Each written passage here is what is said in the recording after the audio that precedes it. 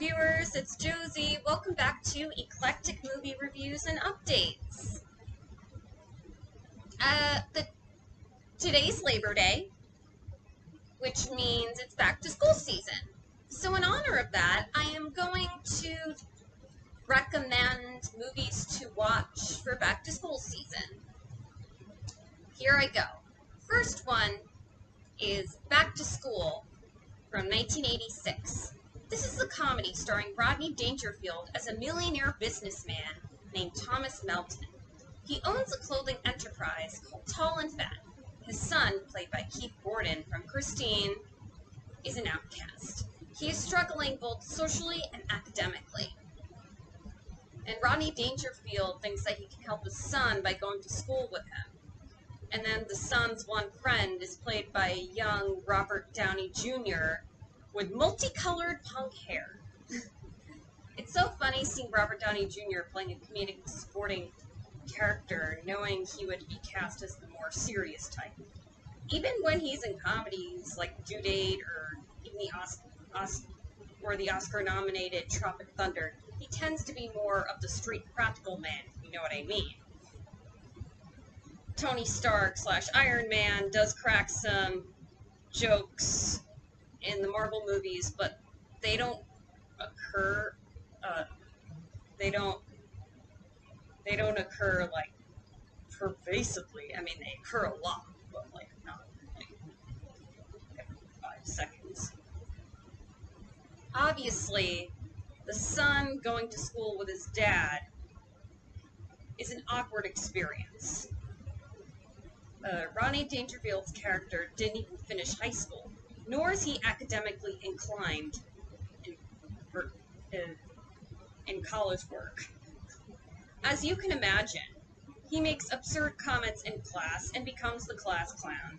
He starts liking the English lit professor played by Sally Kellerman from MASH.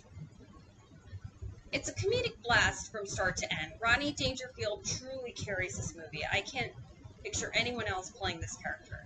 Upon rewatching this, I loved noticing the members of the supporting cast because I recognized them from film discoveries I've made over the past year and a half. As I said, I recognize Sally Kellerman and Keith Gordon. Ned Beatty died recently, plays the dean. Emmett Walsh has a small part, and Burt Young from the Rocky movies is in it. By the way, rest in peace, Ned Beatty. You were a true legendary talent. Back to School's available on DVD. I actually have the DVD by my nightstand.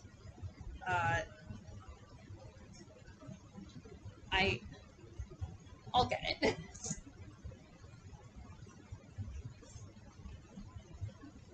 Here. This is the DVD case.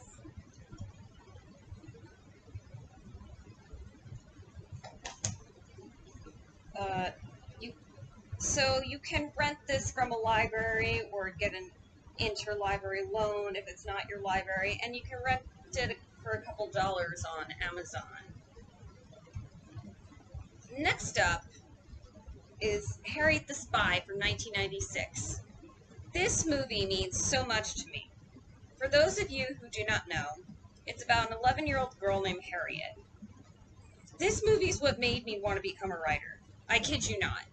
So Harriet goes around town writing down observations about what she sees to help get writing inspiration. It stars a young Michelle Trachtenberg as Harriet. Rosie O'Donnell plays the mentor figure, or Gully. J. Cameron Smith, who Succession fans know from Succession, plays the mother. Eartha Kitt also has a bit in it. When I was little, I tried to be Harriet the Spy.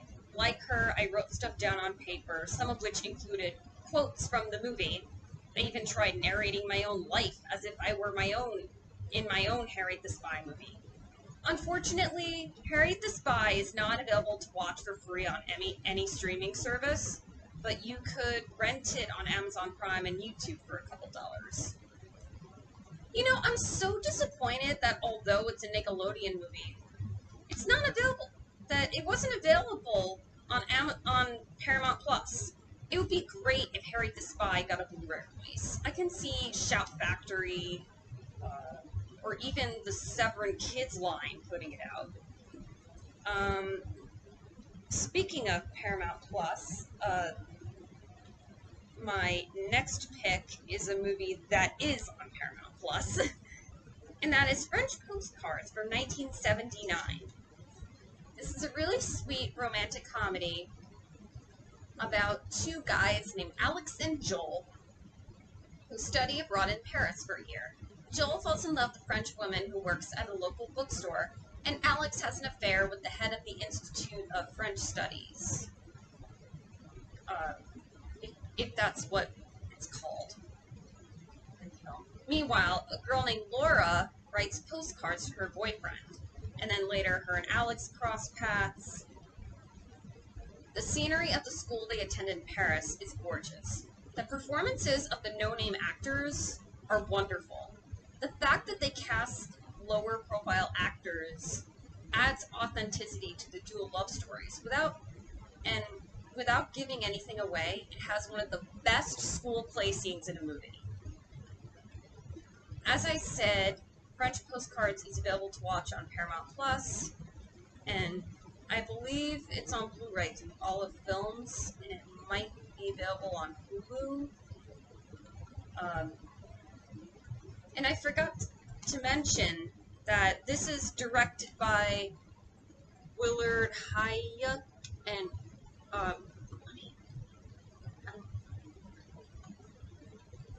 I know that Willard Hayek and the co-writers from American Beauty wrote the screenplay, and then Willard Hayek directed it. And Willard Hayek and his wife Gloria. I'm sorry if I was like stuttering a bit.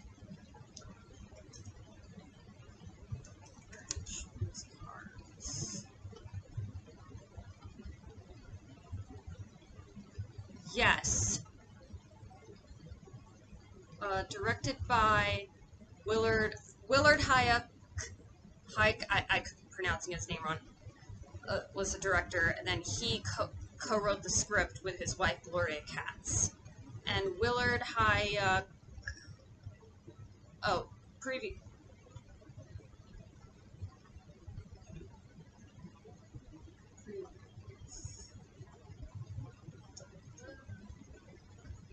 Yes, he wrote American Graffiti. Sorry for going off at that tangent. And if you can't watch it on Paramount Plus, obviously not a lot, or Hulu, not a lot of people have Paramount Plus yet. You can get an interlibrary loan of the DVD, or if you're willing, you can rent for a couple dollars on Amazon Prime. Next up is a silent film called The Freshman from 1925.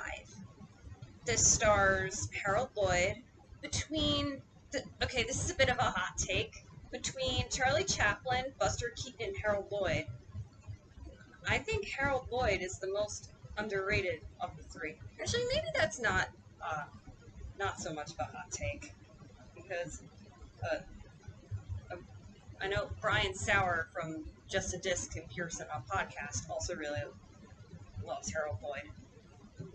I love Safety Last, I love The Kid Brother, Speedy, and I love this. Freshman is about a guy named Harold Lamb who dreams of going to college after seeing a film starring his protagonist of inspiration, the college hero.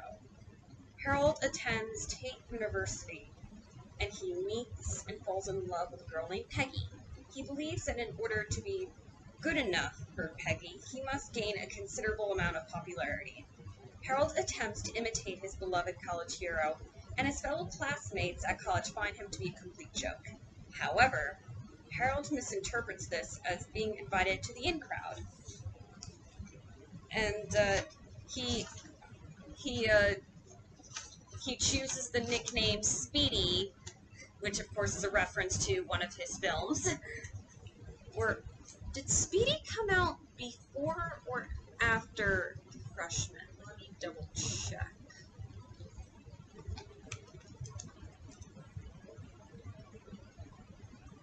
Earl Boy Speedy.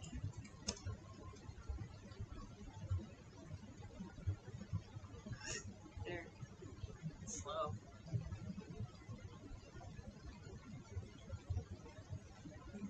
But anyway,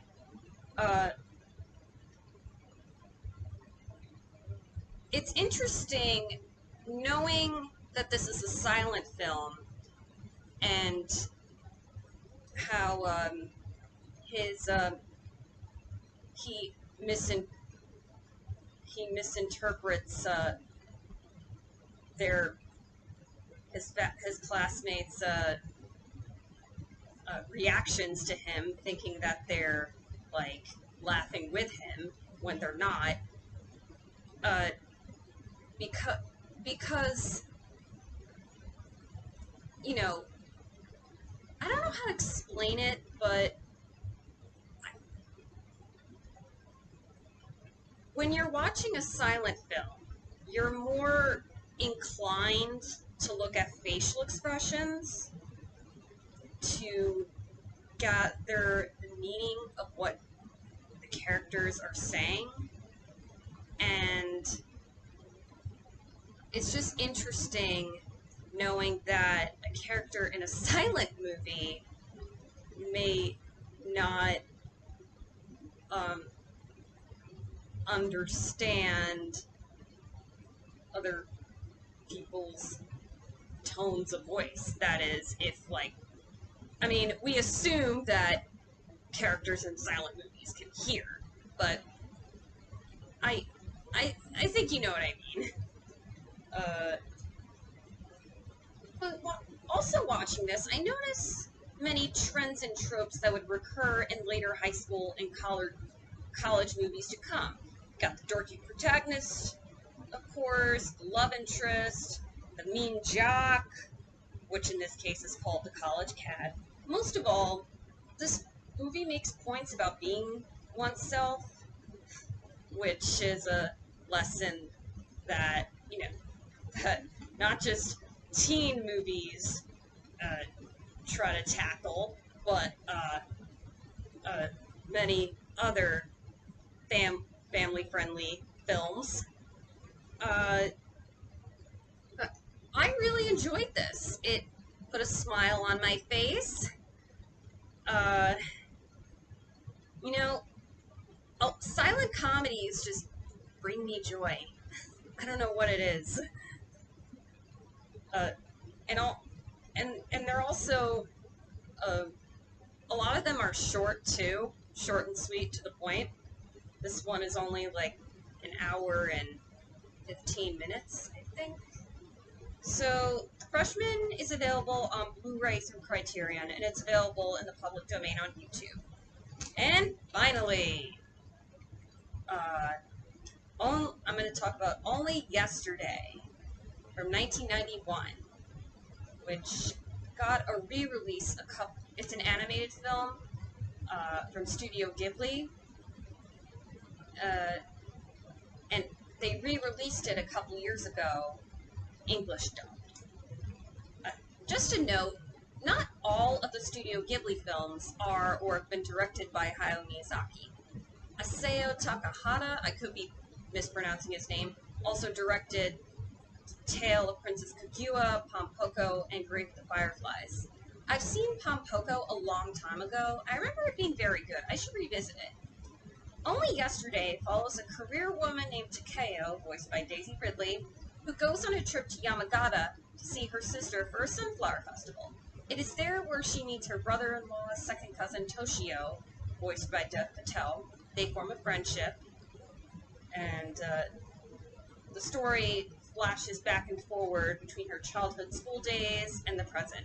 Ultimately, it's a coming-of-age narrative that illustrates how connecting with one's inner child can help you through some challenges of adulthood. And the imagery of the rural area she visits is absolutely gorgeous. I know it's animated, but still, it's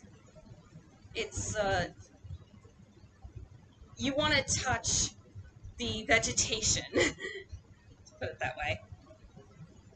And the way the classrooms are drawn on screen adds a mix of innocence and realism. And to that point, the film manages to be extremely cute while also being grounded in reality. Only Yesterday is available on HBO Max and on DVD and Blu-ray. Well, I hope you enjoyed this video. If you want to check out more of my poetry and movie-related videos, you click the like button and subscribe. You can also follow me on Letterboxd at Eclectic Movies. I'm also on Instagram. You can follow me at Eclectic Movie Updates or Positive Poems.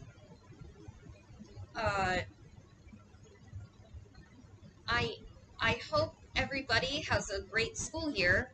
I am looking forward to putting out new videos. Goodbye for now.